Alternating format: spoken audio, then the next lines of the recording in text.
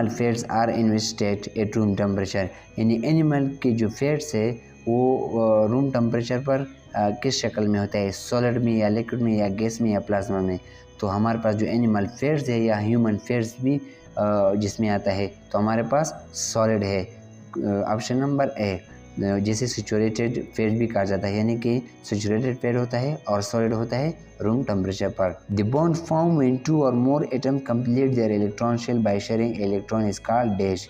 हमारे पास दो जब एटम होते हैं तो उनमें इलेक्ट्रॉन का शेयरिंग करते हैं तो किस शक्ल में होती है, आयोनिक बॉन्ड में यानी चार्ज शक्ल में, या हाइड्रोजन बॉन्ड में, या कोवेलेंट बॉन्ड में, या बोथ ए एंड बी। तो हमारे पास यहाँ पर आता है जब 2 या 2 से ज़्यादा इलेक्ट्रॉन शेयर किया जाता है दो एटम के दरमियान तो उसे कहा जाता है कोवेलेंट बॉन्ड। और आयोनिक बॉन्ड में क्या होता है, आयोनिक बॉन्ड में सिंपल से इलेक्ट्रॉन लूज या गेन होता है।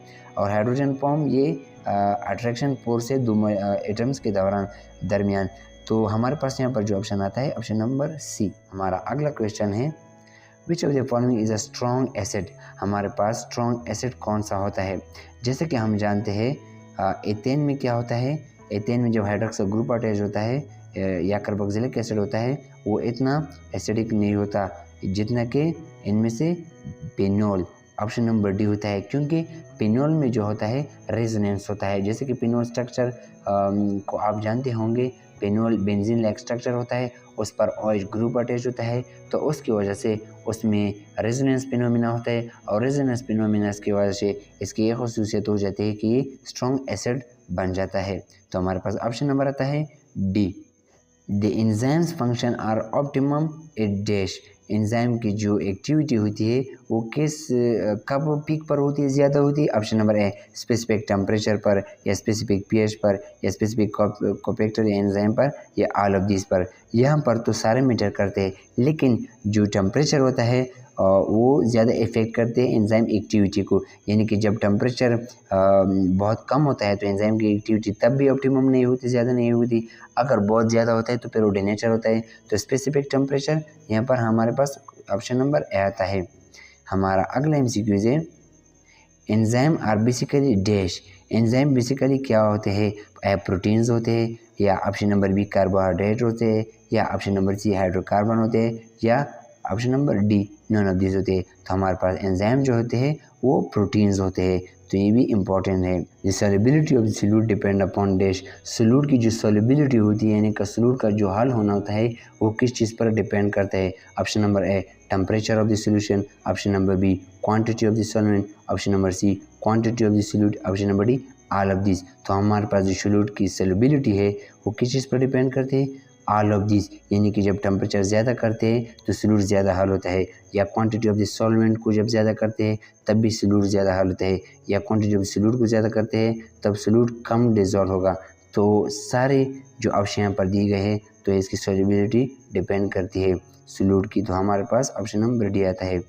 हमारे पास अगला क्वेश्चन है question number 22। The oxidation power of the halogen depend upon dash. जैसे कि हम जानते हैं कि हैलोजन क्या होते हैं, ऑक्सीडेशन प्रोसेस में हिस्सा लेते हैं, यानी कि वो ऑक्सीडाइजिंग एजेंट है, दूसरी चीज़ों को ऑक्सीडाइज करती है। ऑक्सीडाइज का मतलब है कि दूसरी मॉलिक्यूल्स या एटम से इलेक्ट्रॉन लेते हैं, तो ये ऑक्सीडाइजिंग एजेंट हो गए। तो हैलोजन की जो ऑक्सीडाइजिंग पावर है, इलेक्ट्रॉन लेने का जो पावर है वो किस चीज़ पर डिपेंड करते हैं। Option number A, energy of the dissection, option number B, electron affinity of the atoms, option number C, hydration energy of the ion, option number D, all of this. तो हमारे पास excuse कौन सा आता है यहाँ पर, option number D, all of this. बिल्कुल, जब एनर्जी डिस्ट्रीब्यूशन यानी कि हम जब एनर्जी देते हैं गैस को तो उसकी जो पावर होती है हैलोजन की वो ऑक्सीडेशन पावर इंक्रीज होती है। या इलेक्ट्रॉन एफिनिटी, ये खुद इलेक्ट्रोनेगेटिव एलिमेंट है तो ये चाहते हैं कि दूसरे एटम से इलेक्ट्रॉन ले ले, क्योंकि इसकी नेगेटिविटी जो होती है बहुत हाई होती है। और इसके अलावा हाइड्रेशन एनर्जी भी और इसकी जो आयन की जो होती है वो ज़्यादा होती है। तो हमारे पास oxidation power of halogen depend upon all of this, option number D. हमारे पास अगला क्वेश्चन है 23। Vapour pressure of a liquid does not depend upon dash. इनमें से कौन सा ऑप्शन है जो वेपर प्रेशर लिक्विड की है वो डिपेंड नहीं करती, यानी कि लिक्विड की वेपर प्रेशर डिपेंड नहीं करती। ऑप्शन नंबर ए, टेम्परेचर की नहीं, हमारे पास टेम्परेचर लिक्विड को के प्रेशर को चेंज करता है।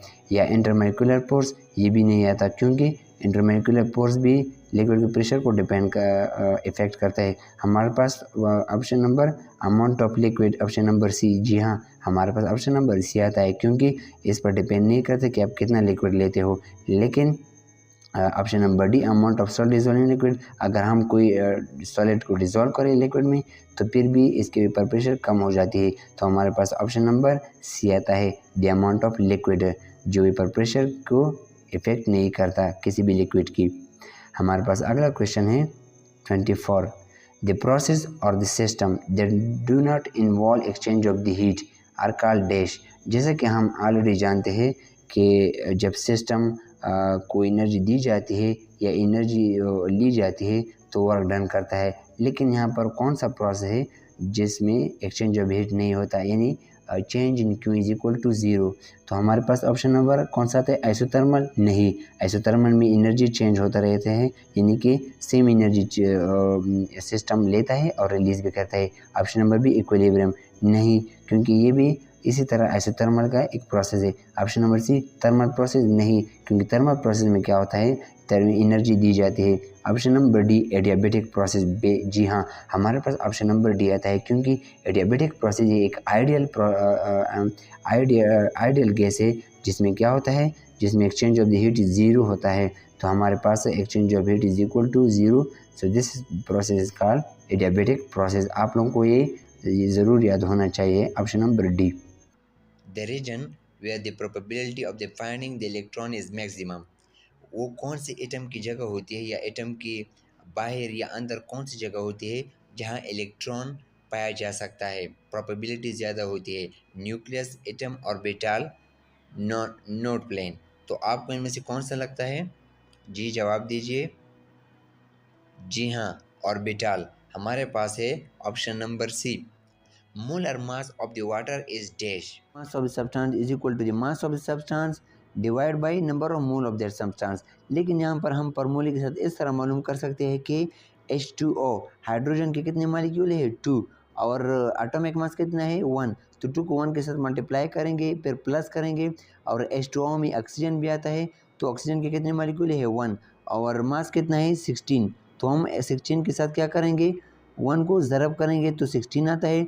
तो 2 + 16 यानी कि हाइड्रोजन से 2 आया और ऑक्सीजन से 16 आया, तो 2 + 16 इज इक्वल टू 18। तो हमारे पास क्या है मोलरिटी 18 ग्राम पर मोल। लेकिन यहाँ पर केजी है तो केजी 18 ग्राम पर मोल जब केजी में कन्वर्ट करते हैं तो 0.018 केजी पर मोल आता है।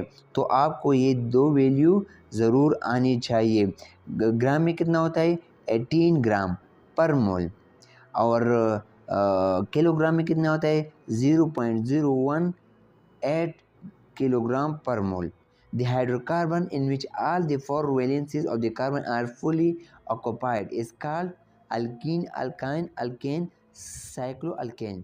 वो स्ट्रक्चर जहाँ पर कार्बन की वैलेंसी कम्प्लीटली ऑक्युपाइड होती है, तो हमारे पास ऑप्शन नंबर कौन सा आता है अल्केन। बिल्कुल सिंगल बॉन्ड स्ट्रक्चर में हमारे पास कार्बन से सारे ब्रांच निकले होते हैं और उनकी वैलेंसी सेटिस्फाई होती है, जो जब डिफरेंट ग्रुप अटैच होते हैं कार्बन के साथ डायरेक्टली तो 4 वैलेंसीज उनकी कंप्लीट होती है। Which of the following is a typical transition metals. हाँ, पहले तो हम ट्रांजिशन एलिमेंट को जानने की कोशिश करते हैं। ट्रांजिशन एलिमेंट्स या मेटल वो होते हैं जो पार्शियली पिल होते हैं, जिसका जो डी ऑर्बिटल होता है वो पार्शियली पिल होता है। जैसे कि हमारे पास आयरन है और इसमें भी है, तो कौन सा आता है बताएं? Option number D. बिल्कुल हमारे पास ऑप्शन नंबर डी आता है। हमारे पास 16 MCQs है। द मॉलिक्यूल ऑफ वाटर है स्ट्रक्चर, जो वाटर का जो मॉलिक्यूल है उसका कौन सा स्ट्रक्चर होता है, क्यूबिक, टेट्राहेड्रल, ट्राइगोनल या हेक्सागोनल सिस्टम। तो आपको कौन सा लग रहा है, जवाब दीजिए। टेट्राहेड्रल। हमारे पास टेट्राहेड्रल स्ट्रक्चर होता है वाटर का, तो आपको ये याद रखना चाहिए। Ice is dash crystal. Ice कौन सा क्रिस्टल है जी, आइस कौन सा क्रिस्टल है? Option number B molecular crystal है। आइस को हम जानते हैं कि आइस तो वाटर H2O है, लेकिन वो सॉलिड फॉर्म में होता है तो इसलिए आइस बनता है, लेकिन वैसे तो ये मॉलिक्यूल ही होता है H2O। हमारे पास अगला लास्ट MCQ है, hydrolysis means reaction of the dash. Hydrolysis का क्या मतलब है? रिएक्शन ऑफ द वाटर, यानी कि जब वाटर रिएक्ट करते हैं दूसरे मॉलिक्यूल के साथ और वो स्प्लिट होता है, यानी हाइड्रोजन एक तरफ जाता है और दूसरी तरफ जाता है, तो इसकी वजह से जो प्रोसेस होता है, जो रिएक्शन होता है मॉलिक्यूल का, उसको कहा जाता है hydrolysis. The splitting of the water molecule into hydrogen और हाइड्रोक्साइड इज कॉल्ड हाइड्रोलाइसिस। तो हमारे पास ऑप्शन नंबर आता है C. Amorphous solids are made by fusing silicates with dash. जैसे कि हम जानते हैं कि एमोर्फस सॉलिड कैसे कहा जाता है? एमोर्फस सॉलिड जो कहा जाता है वो है, यानी कि उसका जो स्ट्रक्चर होते हैं वो दरमियाने होते हैं, लेकिन यहाँ पर जो बात की गई है एमोर्फस सॉलिड जो बनते हैं कैसे बनते हैं? सिलिकेट जब फ्यूज हो जाते हैं, कंबाइन किए जाते हैं किसके साथ? बताइए। राइट ऑप्शन इज यहाँ पर B, aluminium oxide. Aluminium oxide के साथ जब सिलिकेट को कंबाइन किया जाता है तो एमोर्फस सॉलिड बनता है। तो हमारे पास राइट ऑप्शन बी। हमारे पास अगला क्वेश्चन है, if the carbon dioxide increases from normal level what happen. अगर कार्बन डाइऑक्साइड का लेवल इंक्रीज किया जाता है तो क्या होगा? तो हमारे पास option number A, decrease in the sea level, option B, increase in the sea level, option C, longer winter season, option D, day time will increases. तो हमारे पास ऑप्शन कौन सा आता है? बताइए। Option number C, longer winter season. क्यों? Winter season में क्या होता है? नॉर्मली हमारे पास समर या स्प्रिंग सीजन में कार्बन डाइऑक्साइड की एक्यूमुलेशन होती है, यानी कि जमा होता है कार्बन डाइऑक्साइड, लेकिन अब यानी ऑब्जर्व होता है। लेकिन विंटर सीजन में क्या होता है? विंटर सीजन में क्या होता है? विंटर सीजन में कार्बन डाइऑक्साइड के लिए रिलीज़ होता है। जब कार्बन डाइऑक्साइड का रिलीज़ ज़्यादा हो जाता है, इंक्रीज़ हो जाता है, तो लॉन्गर विंटर सीजन होगा, क्योंकि नॉर्मली तो कार्बन डाइऑक्साइड किस सीजन में रिलीज़ होता है? विंटर में। तो अगर कार्बन डाइऑक्साइड इंक्रीज़ हो जाता है तो विंटर सीजन भी इंक्रीज़ होगा। तो हमारे पास ये 8 में भी आ चुका है option number C, longer winter season. Chlorine gas dissolve in water to some extent give dash. जब क्लोरीन गैस को वाटर में डिजोल्व किया जाता है तो कौन सा गैस देता है? बताइए। Option A, yellow colour solution, option B, greenish colour solution, option C, bluish colour solution, option D, colourless solution. तो हमारे पास राइट ऑप्शन इज, जब क्लोरीन वाटर में हल किया जाता है, बताइए। हमारे पास राइट क्वेश्चन आंसर है option B, greenish colour solution. ये क्यों करते हैं हम, क्यों वाटर में डालते हैं? ताकि प्यूरिफिकेशन के लिए, फिल्ट्रेशन के लिए। तो हमारे पास राइट ऑप्शन इज बी। हमारे पास अगला क्वेश्चन है, the existence of the H helium is not possible because. Helium जो होता है, हीलियम यानी कि हीलियम दो एटम कंबाइन होकर मॉलिक्यूल नहीं बना सकते, क्यों? Option A, it will be disproportion, option B, it will be radioactive, option C, it violate the Pauli exclusion principle, option D, no hydrogen bond will form. तो हमारे पास right option है option number C, it violate the Pauli exclusion principle. ये क्या करता है? Poly exclusion जो principal है उसको वायलेट करता है। उसमें क्या होता है? उसमें कहा जाता है कि दो इलेक्ट्रॉन सेम एटम के आइडेंटिकल वैल्यू प्रोड्यूस नहीं करेंगे क्वांटम नंबर के। जैसे क्वांटम नंबर हम जानते हैं, ये quantum number, all quantum number same value produce नहीं करेगा दो इलेक्ट्रॉन। तो जब हीलियम मिलते हैं तो हीलियम गैस नहीं बना सकते मॉलिक्यूल, क्योंकि ये क्वांटम नंबर के ऑपोजिट होता है, यानी कि उसमें सारे सेम आते हैं। लेकिन पॉली एक्सक्लूसिव प्रिंसिपल हमें कह रहा है कि ऑल क्वांटम मेंबर सेम नहीं आ सकते एक एटम के लिए। तो हमारे पास it violate the Pauli exclusive principle. 39, which of the following radiation can not cause excitation in molecule. हमारे पास कौन सा रेडिएशन है जो एक्साइटेशन नहीं काज करती? Option A, red colour, option B, green colour, option C, ultraviolet, option none of this. बताइए इनमें से कौन सा ऑप्शन आता है? D, none of this. तो इनमें से कौन सा रेडिएशन काज नहीं कर सकता जब किसी मॉलिक्यूल पर रेडिएट किए जाते हैं? हमारे पास नॉन ऑफ दिस, इनमें से एक भी नहीं है जो मॉलिक्यूल में एक्साइटेशन को काज कर, क्योंकि ये विजिबल लाइट की रेडिएशन है। तो हम जानते हैं कि विजिबल की फ्रीक्वेंसी इतनी नहीं है कि वो एक्साइटेशन मॉलिक्यूल में कास्ट करे। हमारे पास डी है। हमारे पास अगला लास्ट क्वेश्चन है, द मैक्रोन्यूट्रिएंट्स आर डैश। आपने मैक्रोन्यूट्रिएंट्स भी पढ़े होंगे, मैक्रो भी पढ़े होंगे, तो हमारे पास मैक्रोन्यूट्रिएंट्स कौन से हैं बताइए। मैग्नीशियम, पोटेशियम, नाइट्रोजन, फास्फोरस, या option B copper magnesium manganese sulphur, या option C manganese sulphur phosphorus copper, या option number D magnesium manganese and calcium and phosphorus. तो राइट ऑप्शन इज, चलिए आप बताएं। तो आप कमेंट बॉक्स में राइट आंसर लिख दीजिएगा ताकि आपको मुझे पता चल सके कि आपको आता है या नहीं। Nuclear fission in the sun increases in supply of dash. जैसा कि हम जानते हैं कि सन में कौन सा फ्यूजन होता है, न्यूक्लियर फ्यूजन होता है, यानी कि दो गैस आपस में मिलकर न्यूक्लियर फ्यूजन प्रोसेस करता है और उससे बहुत ज़्यादा हीट प्रोड्यूस होता है सन में। तो जब वो कौन सा गैस है, जब हम सन को प्रोवाइड करते हैं तो न्यूक्लियर फ्यूजन इंक्रीज होता जाता है। Option A hydrogen, option B helium, option C nucleons, option D positrons. तो बताइए right answer is option B helium. जी हाँ, जब हीलियम प्रोवाइड करते हैं तो न्यूक्लियर फ्यूजन सन में और भी इंक्रीज होता जाता है। X-ray use is a diagnostic tool in the medicine because of. X-ray को हम इस्तेमाल करते हैं मेडिकल में इज अ डायग्नोस्टिक टूल, क्यों?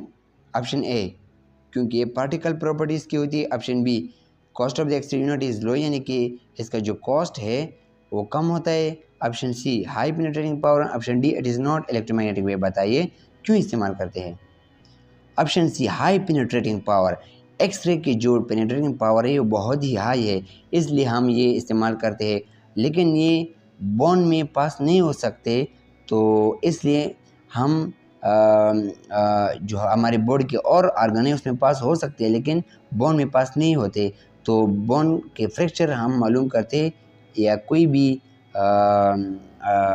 ट्यूमर होते हैं, इसके ज़रिए हम मालूम कर सकते हैं। तो हमारे पास हाई पेनिट्रेटिंग पावर आता है। World wide mortality rate per annum due to AIDS is more than, यानी कि पर ईयर जो मोर्टेलिटी रेट है एड्स की वजह से वर्ल्ड वाइड कितना होता है? Option A 1 million, option B 2 million, option C 3 million, option D 5 millions. बताइए ऑप्शन बी 2 मिलियन। 2 मिलियन लोग मरते हैं एड्स की वजह से वर्ल्ड वाइड पर ईयर, तो ये आपको याद रखना चाहिए। हमारे पास अगला क्वेश्चन है, a neuron with kinetic energy equal to 0.004 electrovolt is called, यानी कि काइनेटिक जो न्यूट्रॉन होता है विद काइनेटिक एनर्जी अगर बराबर है 0.004 इलेक्ट्रॉन वोल्ट, तो वो कौन से न्यूट्रॉन होगा? वो ऑप्शन ए स्लो न्यूट्रॉन होगा, ऑप्शन बी थर्मल न्यूट्रॉन हो सकता है, option C fast neutron, option D both and B. अगर किसी न्यूट्रॉन की काइनेटिक एनर्जी 0.004 इलेक्ट्रॉन वोल्ट के बराबर होती है तो वो कौन से न्यूट्रॉन होगा? बताइए option D both A and B. Slow neutron भी होता है और थर्मल न्यूट्रॉन भी होता है, ये दो खासियत हैं। अगर किसी भी न्यूट्रॉन की एनर्जी 0.004 इलेक्ट्रोवोल्ट बराबर हो। हमारे पास अगला क्वेश्चन है, question number 32, a moving charge particle is surrounded by. अगर कोई चार्ज हरकत करता है किसी वायर में, तो वो कितने फील्ड उसके इर्द गिर्द होंगे? Option A 1 field, option B 3 field, option C 2 field, option D 4 field. बताइए ऑप्शन सी 2 फील्ड्स उनके इर्द गिर्द होगा। नंबर 1, पहले तो इलेक्ट्रिकल मैग्नेटिक फील्ड है जिसकी वजह से वो हरकत करता है वायर में, तो इलेक्ट्रोस्टैटिक करंट हो गया इलेक्ट्रिकल। और दूसरा जो फील्ड होता है जब कोई भी चार्ज हरकत करता है तो उसकी वजह से मैग्नेटिकल फील्ड भी प्रोड्यूस होता है, तो 2 फील्ड हो गए, एक इलेक्ट्रिकली और दूसरा मैग्नेटिकल फील्ड। तो हमारे पास राइट ऑप्शन आता है C. Species in search of the positive charge are called. यहाँ पर स्पेशीज के बारे में बात पूछी जा रही है कि वो कौन सी स्पेशी है, वो कौन सा आयन है जो कि पॉजिटिव चार्ज के तलाश में रहता है, यानी कि पॉजिटिव चार्ज को अट्रैक्ट करते हैं अपनी तरफ। तो इससे तो पता चल जाता है कि वो स्पेशी तो ज़रूर नेगेटिव होगा। तो हमारे पास कौन सा है? Option A acid, option B nucleophile, option C basis, option D electrophile. तो बताइए कौन सा नेगेटिव चाइन आयन स्पेशी है यहाँ पर ऑप्शन में कि वो पॉजिटिव चार्ज को अट्रैक्ट करती है? बताइए। न्यूक्लियोपाइल, जी हाँ, न्यूक्लियोपाइल जो है, सॉरी न्यूक्लियोपाइल जो होता है, न्यूक्लियोपाइल नेगेटिव चार्ज पार्टिकल होता है, इसे एनायन भी कहा जाता है। न्यूक्लियोपाइल पर नेगेटिव चार्ज होता है, जैसे कि क्लोरीन माइनस चार्ज या ब्रोमीन माइनस चार्ज। तो ये सारे जो होते हैं ये पॉजिटिव चार्ज को अट्रैक्ट करती है। और इसके ऑपोजिट जो हमारे पास लास्ट ऑप्शन है डी, इलेक्ट्रोपाइल। इलेक्ट्रोपाइल जो है, question number 1, species in search of the positive charge are called, वो स्पेशीज जो पॉजिटिव चार्ज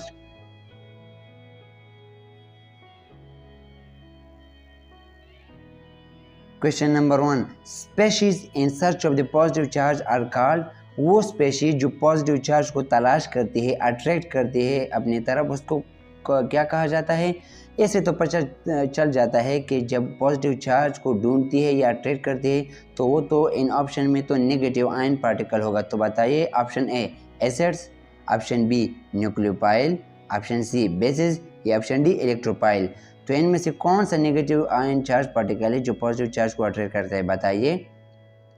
ऑप्शन बी न्यूक्लियोपाइल, क्योंकि न्यूक्लियोपाइल क्या करता है? पॉजिटिव चार्ज को अपनी तरफ अट्रैक्ट करता है, क्योंकि ये एनायन होता है, नेगेटिव चार्ज पार्टिकल होता है, यानी कि क्लोरीन माइनस या ब्रोमीन माइनस, यानी कि नेगेटिव चार्ज पार्टिकल। और डी जो हमारे पास है वो इलेक्ट्रोपाइल है, और वो पॉजिटिव चार्ज आयन होता है, और वो क्या करता है? नेगेटिव चार्ज को अट्रैक्ट करता है। तो यहाँ पर हमारे पास ऑप्शन है ऑप्शन बी न्यूक्लियोपाइल।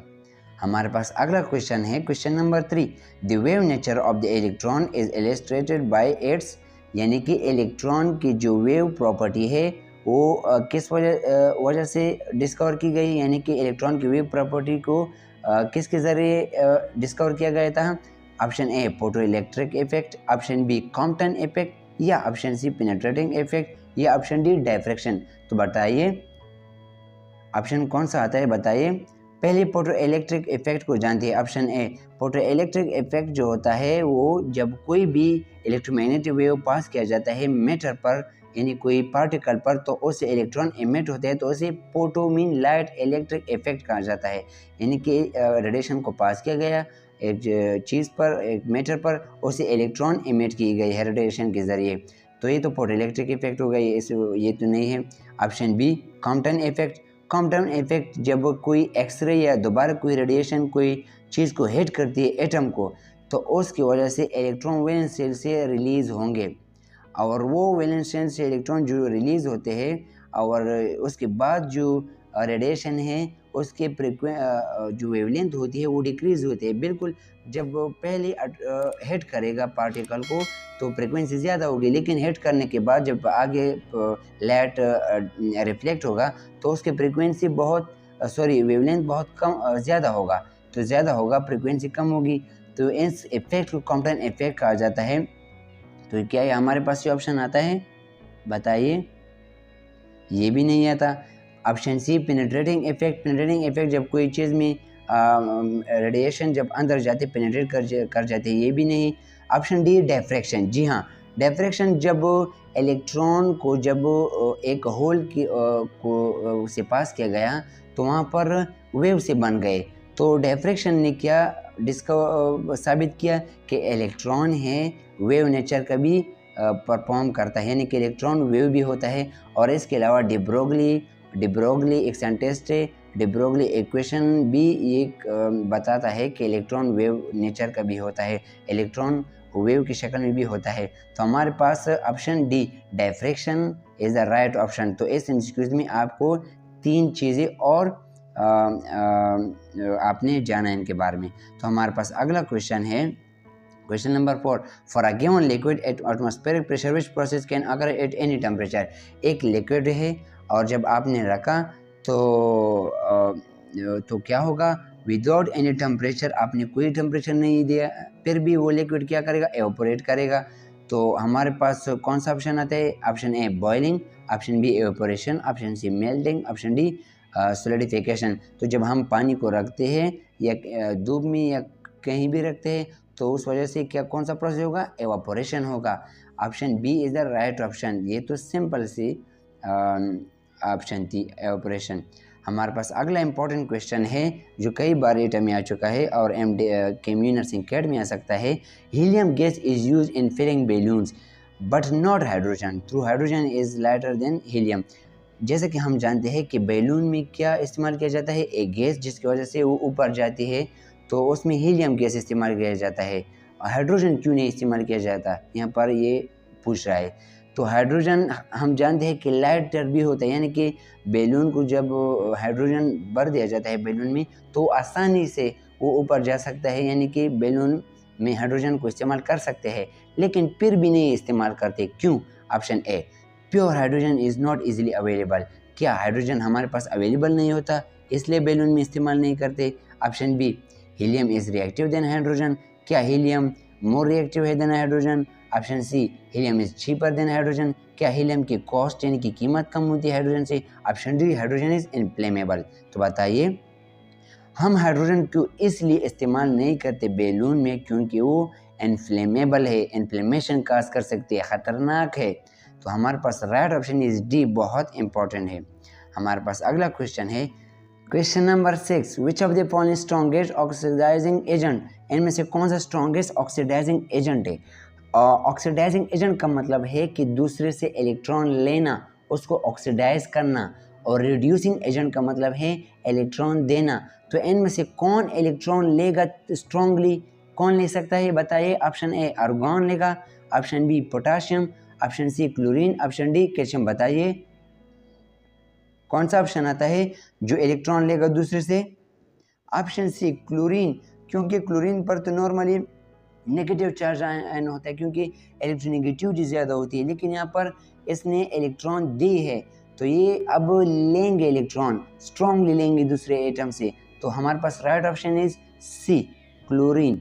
हमारे पास अगला क्वेश्चन है, which of the following Lewis acid, यहाँ पर लीविस एसिड कौन सा है बताइए? Option A H2O, option B ammonia, option C hydrogen ion, option D chlorine. बताइए लीविस एसिड वो सब्सटेंस होते हैं जो एक्सेप्ट करते हैं इलेक्ट्रॉन को, पेयर ऑफ इलेक्ट्रॉन को एक्सेप्ट करते हैं। तो बताइए कौन एक्सेप्ट करेगा इनमें से? बताइए right option is C, hydrogen ion क्या करेगा? इलेक्ट्रॉन को एक्सेप्ट करेगा, क्योंकि इस पर पॉजिटिव आयन है और पॉजिटिव आयन नेगेटिव चार्ज या नेगेटिव इलेक्ट्रॉन को अपने आप की तरफ अट्रैक्ट करेगा। तो हमारे पास राइट ऑप्शन इज सी। हमारे पास अगला क्वेश्चन है, question number 9, liquid crystal have a structure. Liquid crystal को हम जानते हैं कि क्रिस्टल एक स्पेसिफिक स्ट्रक्चर होती है और जिसकी आयोनिक और सारे साइड एक तरतीब में होते हैं, जैसे क्यूबिक क्रिस्टल, सोडियम क्लोराइड का क्यूबिक स्ट्रक्चर है। तो हमारे पास लिक्विड क्रिस्टल भी होते हैं, सॉलिड के अलावा लिक्विड क्रिस्टल भी होते हैं, लेकिन इसका जो स्ट्रक्चर है किसके दरमियान आता है बताइए? ऑप्शन ए लाइक लिक्विड की तरह होते हैं, या option B like crystalline solid, या option C like amorphous solid, option D between solid and liquid. तो नाम से ज़ाहिर होता है कि लिक्विड क्रिस्टल, लिक्विड को तो हम जानते हैं जो फ्लो करते हैं और क्रिस्टल को हम जानते हैं कि सॉलिड होते हैं। तो सॉलिड और लिक्विड के दरमियान जो स्ट्रक्चर होते हैं उसको क्या कहा जाता है? Liquid crystal. तो हमारे पास right option is D, between solid and liquid. हमारे पास अगला क्वेश्चन है, the best shield against X-ray to observe it, यानी कि एक्सरे को ऑब्जर्व करने के लिए कौन सा बेस्ट शील्ड होता है? यानी कि मेडिकल में एक्सरे रूम में क्या होता है? एक्सरे ख़तरनाक होते हैं, डेंजरस होते हैं। तो हम कौन सा ऐसी चीज़ इस्तेमाल कर सकते हैं जो प्रोटेक्ट करे पेशेंट को भी, और जहाँ पर एक्सरे एक्सपर्ट जो होते हैं वहाँ पर खड़ा होता है, तो कौन सा शील्ड इस्तेमाल कर सकते हैं? Option A lead, option B steel, option C iron, option D copper. बताइए ये भी बहुत बार आ चुका है, एक्सरे को कौन ऑब्जर्व कर सकता है? ऑप्शन ए, क्वेश्चन नंबर 10 के कौन सा ऑप्शन आया? Option a lead. It is very important MCQs। Which one is a polymer substance? Polymer वो सब्सटेंस होते हैं जो कि बहुत सी मॉलिक्यूल सब्सटेंस मिलकर एक बड़ा सा मॉलिक्यूल बनाता है, मोनोमर्स मिलकर पॉलीमर्स बनाते हैं। Option A wood, option B iron, option C plastic, option D copper. बताइए ये तो सिंपल है, ऑप्शन सी प्लास्टिक। प्लास्टिक जो होते हैं बहुत सी स्मॉल मॉलिक्यूल से बनकर एक बड़ा सा पॉलीमर बनाया जाता है, प्लास्टिक बनाया जाता है। हमारे पास right option is C. Chemistry का इंपॉर्टेंट एमसीक्यूज है। Lucas test is used to detect the presence of. Lucas test वो टेस्ट है जो किस चीज़ को प्रेजेंस करती है? ऑप्शन ए अल्कोहल को, ऑप्शन बी फिनॉल को, ऑप्शन सी अमीनो एसिड को, ऑप्शन डी कार्बोक्सिलिक एसिड को। तो बताइए ल्यूकस टेस्ट किसको प्रेजेंस करती है या लोग इंडिकेट करती है? ऑप्शन ए अल्कोहल, क्योंकि अल्कोहल की 3 टाइप्स होते हैं, प्राइमरी, सेकेंडरी, टर्शरी। तो अगर आपको मालूम करना है कि अल्कोहल के कौन सा टाइप में हमारे पास है, तो अगर प्राइमरी हो तब वो रिएक्ट नहीं करेगा ल्यूकस टेस्ट के साथ, रीजन के साथ। अगर सेकेंडरी अल्कोहल हो तो वो स्लोली रिएक्ट करेगा। अगर टर्शरी अल्कोहल हो तो बहुत तेज़ी के साथ रिएक्ट करेगा और क्लोर जैसे बनाएंगे ट्यूब में। तो हमारे पास यहाँ पर क्या करते हैं, अल्कोहल को प्रेजेंस करते हैं या लोकेट करते हैं, इंडिकेट करते हैं, और अल्कोहल में फिर अल्कोहल टाइप्स को इंडिकेट करती है। तो हमारे पास यहाँ right option is a sodium, bromine, oxygen, 10H2O is the formula of. ये जो मॉलिक्यूल है जो आप देख रहे हैं ये किसका फार्मूला है? Option A bauxite, option B borax, option C carborundum, option D सिलुमेंटेट। तो बताइए right option is B borax, क्योंकि बोराक्स जो है वाइट सब्सटेंस है और ये क्लीनिंग के लिए इस्तेमाल किया जाता है। तो हमारे पास right option is B borax. The solid in which the molecule are arrange in a regular repetitive manner, वो सॉलिड जिसका मॉलिक्यूल स्ट्रक्चर जो होता है एक ख़ास तरतीब रिपीटेटिव रेगुलर शक्ल में होता है। तो हमारे पास कौन सा शेप है? ऑप्शन ए एमोर्फस, नहीं, क्योंकि एमोर्फस तो उसका शेप इरेगुलर होता है। बी ग्लासी सॉलिड, नहीं। ऑप्शन सी पॉलीमर्स, नहीं। ऑप्शन डी क्रिस्टल, जी हाँ, क्रिस्टल में एक ख़ास रिपीटेटिव पैटर्न में मॉलिक्यूल अरेंज होते हैं। तो हमारे पास right option is D. The ionization potential of the hydrogen atom, यानी कि हाइड्रोजन एटम से अगर हम या मॉलिक्यूल से इलेक्ट्रॉन निकालना चाहे एटम से तो कितनी एनर्जी रिक्वायर होगी, पोटेंशियल एनर्जी? बताइए। Option A 1.36 volt, option B 10.2 volt, option C 13.6 volt, option D 5.7। बताइए राइट ऑप्शन इज, बताइए। ये तो पेज स्टॉप में वाज़ेह तौर पर क्लियर तौर पर दिया गया है। बताइए option C 13.6 volt energy require है। हमारे पास right option is C. When neutral body is rubbed, अगर किसी भी न्यूट्रल बॉडी में अगर कोई चार्ज ना हो तो उसको रब किया जाता है, यानी रगड़ दिया जाता है, इट बिकम्स पॉजिटिवली चार्ज, तो इस पर पॉजिटिवली चार्ज आ जाता है। तो इट मस्ट हैव, तो पॉजिटिव चार्ज के साथ साथ इसमें क्या प्रॉपर्टी या इसमें क्या होगा? ऑप्शन ए लूज इलेक्ट्रॉन, ये इलेक्ट्रॉन लूज करेगा। Option B lose proton, option C gain protons, option D gain electrons. बताइए अगर चार्ज पॉजिटिव चार्ज कब आते हैं? जब इलेक्ट्रॉन लूज किए जाते हैं। तो हमारे पास right option is option A, जब इलेक्ट्रॉन लूज किए जाते हैं तो पॉजिटिव चार्ज आता है। तो ये न्यूट्रल बॉडी को जब हम रब करते हैं तो पॉजिटिव चार्ज आ जाता है इलेक्ट्रॉन लूज की वजह से, लॉस्ट की वजह से। हमारे पास अगला क्वेश्चन है, when charge particle enter a uniform magnetic field, एक यूनिफॉर्म मैग्नेटिक फील्ड है और आपने एक चार्ज को एंटर किया, there is change in the, तो वहाँ पर क्या चेंज होगी? Option A kinetic energy, option B magnitude of the velocity, option D direction of the velocity, option D all of the above. तो बताइए ऑप्शन, बताइए option C direction of the velocity. जब आप यूनिफॉर्म मैग्नेटिक फील्ड में जब आप enter करते हो चार्ज को तो वो डायरेक्शन जो इसको जो वेलोसिटी होती है वो सर्कुलर मोशन में हरकत करेगा जब आप कोई भी इलेक्ट्रॉन को या चार्ज पार्टिकल को यूनिफॉर्म मैग्नेटिक फील्ड में एंटर करते हो। बहुत इंपॉर्टेंट एमसीक्यूज है। Which of the following can move with speed of light?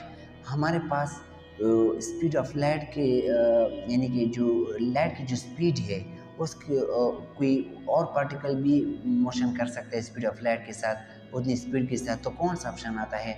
Electron speed of light के साथ मोशन करता है, या पॉजिट्रॉन, या ऑप्शन सी प्रोटॉन, या ऑप्शन डी प्रोटॉन। तो बताइए हमारे पास right option is D proton, क्योंकि इलेक्ट्रोमैग्नेटिक रेडिएशन जो है प्रोटॉन से बने होते हैं। और प्रोटॉन यहाँ पर हमारे पास राइट ऑप्शन है, जो कि स्पीड ऑफ लाइट के साथ मोमेंट हरकत कर सकता है। जितनी स्पीड लाइट की होती है ज़मीन को पहुंचने के लिए सन से, तो इतने एक प्रोटॉन की भी होती है, क्योंकि प्रोटॉन एक एनर्जी है इलेक्ट्रोमैग्नेटिक रेडिएशन की। The bond form between boron and hydrogen, कौन सा बॉन्ड बनता है बोरॉन एंड हाइड्रोजन के दरमियान? ऑप्शन ए, क्या आयोनिक होता है? ऑप्शन बी, कोवेलेंट होता है? Option C, coordinate covalent bond होता है? Option D, photo respiration. तो हमारे पास कौन सा बॉन्ड होता है बताइए? हमारे पास third option is covalent bond, क्योंकि बोरॉन के जो 4 इलेक्ट्रॉन है वो 4 हाइड्रोजन के साथ मिलते हैं, इलेक्ट्रॉन शेयर करते हैं हाइड्रोजन के साथ। तो हमारे पास third option is B, the solid in which the molecule are arrange in a regular repetitive manner. ये तो आप बताइए कमेंट बॉक्स में। Which of the following have same number of the electron is the alpha particle? Alpha particle में क्या होता है? Alpha particle में क्या होता है? 9 इलेक्ट्रॉन होते हैं। और वो कौन सा एटम है जिसमें 9 इलेक्ट्रॉन होते हैं यहाँ पर? हाइड्रोजन, या हाइड्रोजन मॉलिक्यूल, या option C hydrogen positive, option D H2O। तो हमारे पास right option is C, hydrogen positive. तो अल्फा पार्टिकल वो पार्टिकल होते हैं जिसे हम हीलियम न्यूक्लियस भी कहा जाता है कहते हैं। तो हमारे पास उसमें 2 प्रोटॉन 2 न्यूट्रॉन, लेकिन कोई इलेक्ट्रॉन नहीं होते।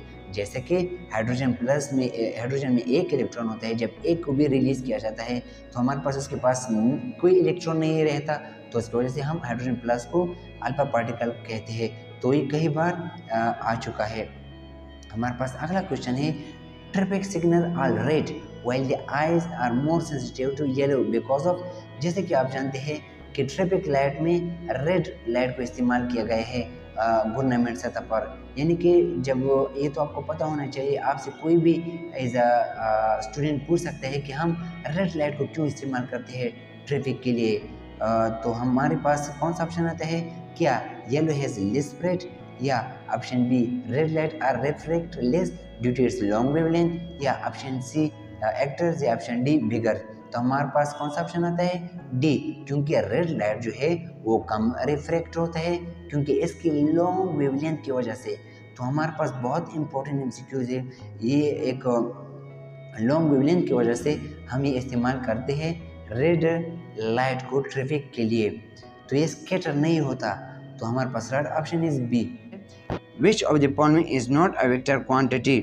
हमारे पास यहाँ पर कौन सा वेक्टर क्वांटिटी नहीं है इनमें से बताइए? Option A electric field intensity, option B gravitational field intensity, option C magnetic induction, option D electromotive force. बताइए राइट ऑप्शन इज, बताइए। हमारे पास राइट ऑप्शन है मैग्नेटिक इंडक्शन, क्योंकि इलेक्ट्रिक फील्ड इंटेंसिटी जो होती है उसका डायरेक्शन होता है, और इसके अलावा ग्रेविटेशनल फील्ड के भी ग्रेविटेशनल फोर्स की वजह से, और इलेक्ट्रोमोटिव फोर्स जो होता है ये भी एक ख़ास डायरेक्शन में होता है। तो यानी कि मैग्नेटिक इंडक्शन जो है ये सिर्फ मैग्नीट्यूड इसकी वैल्यू होती है, डायरेक्शन की कोई ज़रूरत नहीं होती। तो हमारे पास यहाँ पर right option is C, magnetic induction. The ionization potential of the hydrogen atom, यानी कि हाइड्रोजन एटम से अगर हम या मॉलिक्यूल से इलेक्ट्रॉन निकालना चाहे एटम से, तो कितनी एनर्जी रिक्वायर होगी, पोटेंशियल एनर्जी? बताइए।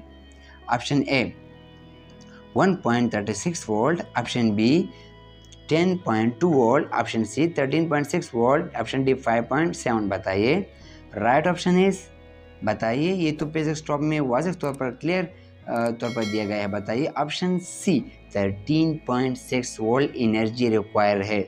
हमारे पास राइट ऑप्शन इज सी।